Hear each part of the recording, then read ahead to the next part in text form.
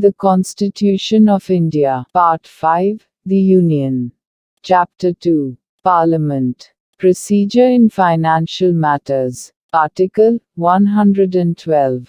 Annual Financial Statement. 1. The President shall, in respect of every financial year, cause to be laid before both the Houses of Parliament, a statement of the estimated receipts and expenditure of the Government of India for that year, in this part referred to as the Annual Financial Statement.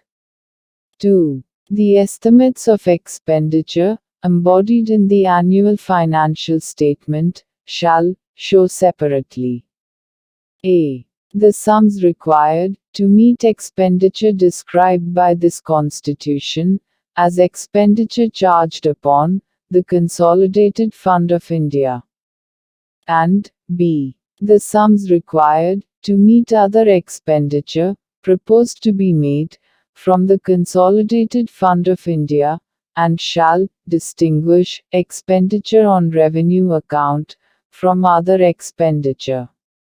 3. The following expenditure shall be expenditure charged on the Consolidated Fund of India. A. The emoluments and allowances of the President, and other expenditure relating to his office. B. The salaries and allowances of the Chairman and the Deputy Chairman of the Council of States, and the Speaker and the Deputy Speaker of the House of the People. C.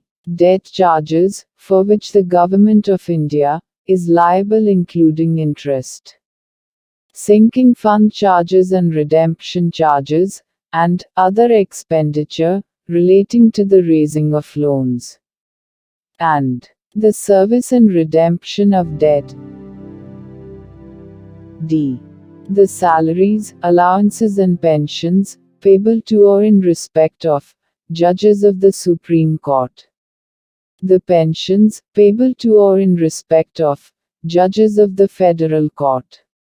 The pensions, payable to or in respect of judges of any High Court, which exercises jurisdiction in relation to any area included in the territory of India, or which at any time before the commencement of this Constitution exercised jurisdiction in relation to any area included in a governor's province of the Dominion of India. A. The salary, allowances and pension, payable to or in respect of the Controller and Auditor General of India.